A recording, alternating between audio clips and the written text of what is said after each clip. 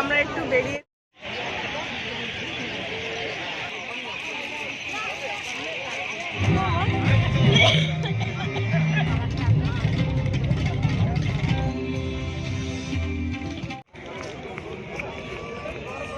सेना हेलीकॉप्टर में सवार होकर हर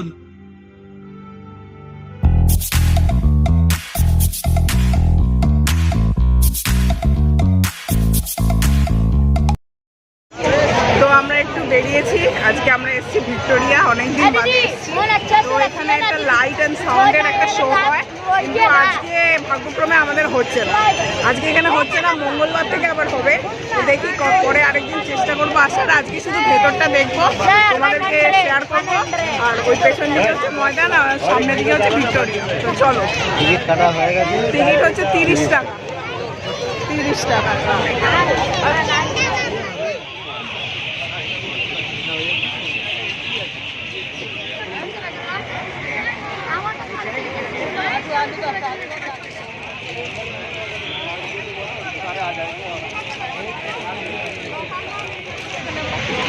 তো আমরা এখন ভিতরে ঢুকে গেছি। খুব সুন্দর, একদম পুরো পার্কের মতো। হ্যাঁ, চারদিকে খোলামেলা জায়গা, এরিয়া, প্রচুর এরিয়া। তো আশা করি তোমরা অনেকেই দেখেছো, তবু তো যদি কেউ না দেখে থাকো, যারা কলকাতার লোক তারা ছোটবেলা থেকেই আসছে, যেমন আমি ছোটবেলা থেকেই আসছি। আর যারা দেখোনি তোমরা আসবে অবশ্যই, আমার অনেক কিছু দেখার আছে। তবু আজকে আমরা তো লাইট হাউসের টিকিটটা পেলাম না। সাউন্ডের লাইট সাউন্ডের ওটা যদি পেতাম খুব ভালো হতো, তোমাদেরকেও দেখাতে পারতাম, খুব সুন্দর হয়। তো চলো ভিতরে একটু ঘোরাঘুরি করি। কি বিজয় দিবস উপলক্ষে হচ্ছে না যে কি মিলিটারিদের কোনো ফাংশন হচ্ছে, মিলিটারিদের কোনো একটা ফাংশন, আর প্রচুর মিলিটারি ভর্তি আছে। চলো দেখাবি।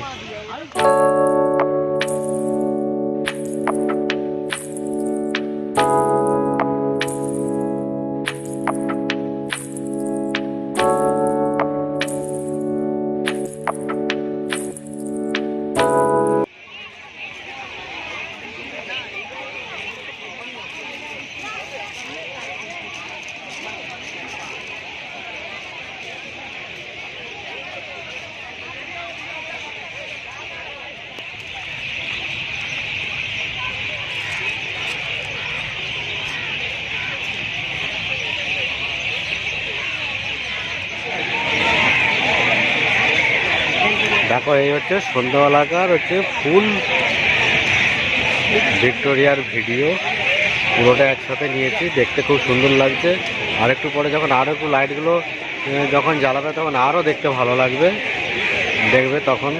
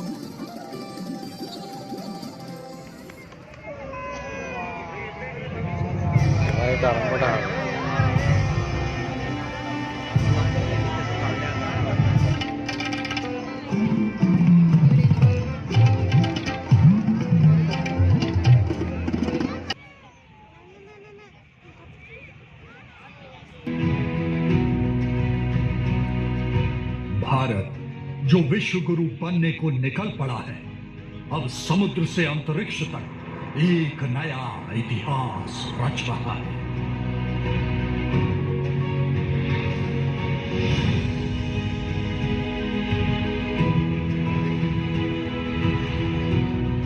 जल, थल, नभ में भारत की भूमिका और अमूल्य योगदान विश्व को नई राह दिखा रहा है। भारत का भरोसा अब सपने देखने में नहीं, अब उसे साकार करने में है।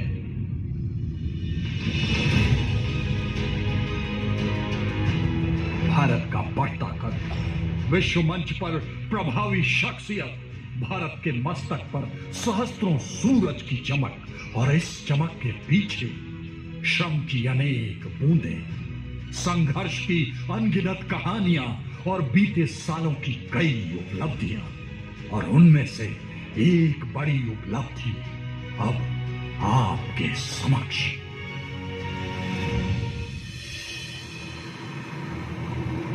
आज से कई दशक पहले की बात है। हमारी पूर्वी सरहद के उस पार काला घना अंधेरा छाया था।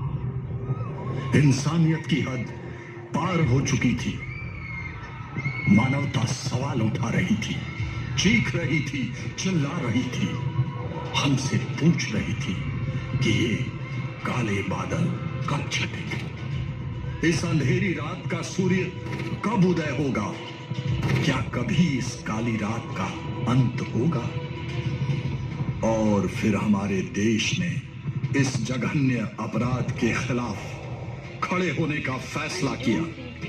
अपने पड़ोसी मुल्क, जिसे आज हम बांग्लादेश के नाम से जानते हैं, उस देश की आजादी के लिए खुद जंग के मैदान में उतरने का निर्णय लिया। घमासान युद्ध हुआ, ऐसा युद्ध जिसने इतिहास रच दिया।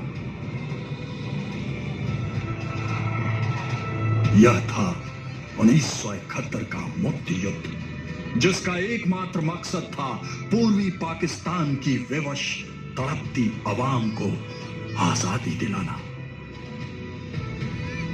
कैसे हुआ यह मुमकिन? इस निर्णायक युद्ध में भारत की क्या भूमिका रही? आइए शुरू से शुरू करते हैं। और 1951 वही उसके विपरीत पाकिस्तान नागरिकों पर दमन के रास्ते आगे बढ़ता गया। भाषा और धर्म पर आधारित विघटनकारी नीतियों का सहारा लेकर तानाशाही रवैया अपनाता रहा, जिससे पूर्वी पाकिस्तान में हिंसा और उपद्रव का माहौल बनता गया।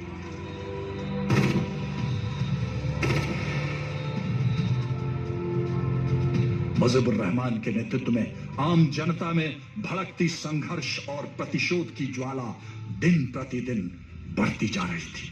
তোমাদের যা কিছু আছে তাই নিয়ে প্রস্তুত থাকো। মনে রাখবা, রক্ত যখন দিয়েছি, রক্ত আরো দেব। भारतीयों का जन सैलाब बनकर उमड़ पड़ी। और इस भयानक संकट के बीच साहस, संवेदना और मानवता का उदाहरण बने भारत के लोग शरणार्थी कैंपों में डॉक्टर, नर्स, मानव अधिकार संगठनों और आम नागरिक, समाज का हर अंग उन्हें इस बड़े संकट से उभारने के लिए पूर्णतः प्रयासरत था। पाकिस्तानी सेना की क्रूरता और विनाश के खिलाफ अकेले रक्त रंजित संघर्ष में जूझती जनता को उम्मीद की एकमात्र किरण भारतीय जनता और भारतीय सरकार ने प्रदान की।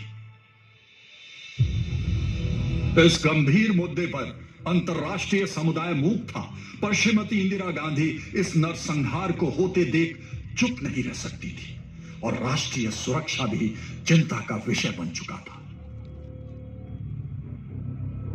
उन्होंने थल सेनाध्यक्ष के साथ कैबिनेट की मीटिंग बुलाई। उस समय की बर्बरता के खिलाफ और अपनी स्वतंत्रता के लिए हुआ था। Colonel M.A.J. ओस्मानी के नेतृत्व में मुक्ति वाहिनी ईस्ट बंगाल रानी पाकिस्तान नियंत्रित स्थानों पर घात लगाकर छापामारी कर तहस नहस कर दिया। वहीं पाकिस्तानी भी अपनी और कस्बों को किले की तरह मजबूत बनाया और बांग्लादेश में घुसने के तमाम सड़कों पर सेना की मजबूत मोर्चाबंदी की। दूसरी तरफ वहां पूर्वी पाकिस्तान में मुक्ति वाहिनी पाकिस्तानी सेना पर घात लगाकर जवाबी हमला किया।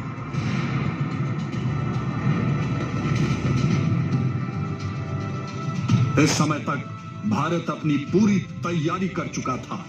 भारत सरकार ने बहुत ही स्पष्ट माना और इस उद्देश्य को हासिल करने के लिए भारत ने हर मुमकिन कदम उठाने की ठान ली, घुसने की कोशिश की और 4 दिसंबर को जैसलमेर पर कब्जे के लिए भारी मात्रा में पाकिस्तानी टैंक और सेना सेना के विमानों ने लोंगेवाला के रेगिस्तान को पैटर्न टैंक के कब्रिस्तान में तब्दील कर दिया।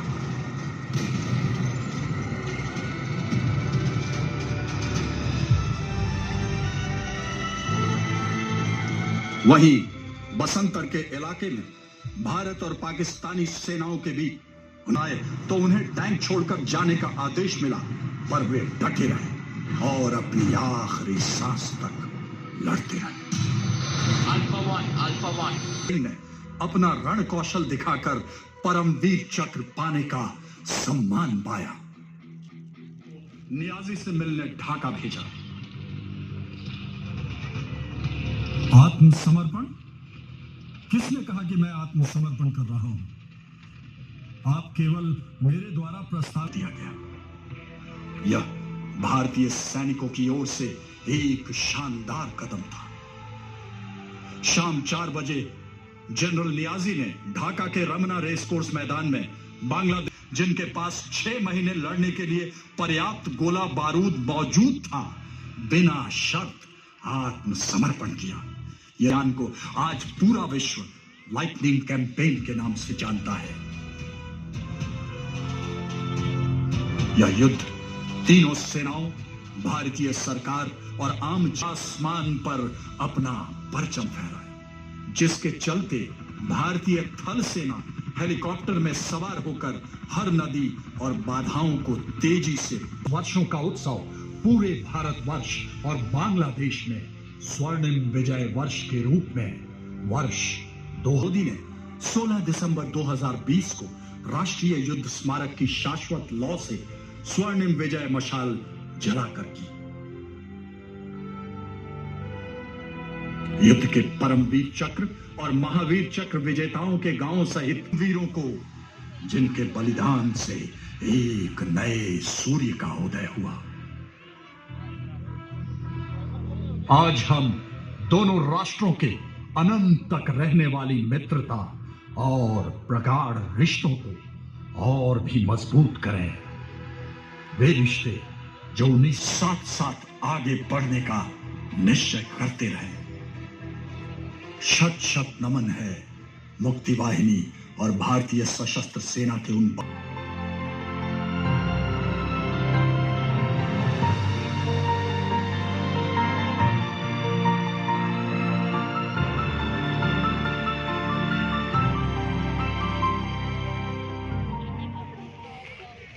তো আমরা ফাইনালি আজকে লাইট অ্যান্ড সাউন্ডটা দেখতে পেয়ে গেলাম। কারণ হচ্ছে আজকে তো হওয়ার কথা ছিল না, আজকে একটা প্রোগ্রাম ছিল আর্মিদের জন্য, তো ওদেরও লাইট অ্যান্ড সাউন্ড সেই জায়গায় আমরা চলে গেছিলাম। কিন্তু একটা সুযোগ হয়ে গেল আর কি, ওরাই সুযোগ করে দিল যে আপনারা অনেকেই ছিল যে আপনারাও বসে পড়ুন। তো সেই করে আমাদের কপালটা খুবই ভালো, আমরাও দেখে নিলাম উইদাউট মানি। সবাই আমরা দাঁড়িয়েছিলাম, বেশ কিছু জন আমরা দাঁড়িয়েছিলাম। তো ওরা বলছিল যে আজকে হচ্ছে মিলিটারিদের প্রোগ্রাম, আপনারা চলে যেতে পারেন। তো তাও লোক যায়নি কেউ। তো শেষমেশ বলছে তা ঠিক আছে আপনারা ভেতরে এসে বসুন। শেষমেশ ওদেরকে আমাদের ঢোকাতেই হয়েছে, কিছু করার নেই। যাই হোক, খুব ভালো লেগেছে, খুব মানে মজা পেলাম, খুব ভালো লাগলো দেখতে। তোমরাও আসতে পারো, তোমরা এসে দেখতে পারো, খুব ভালো। সব ডিটেলস লেখা থাকবে ডেসক্রিপশন বক্সে, তোমরা দেখে নিও। চলো।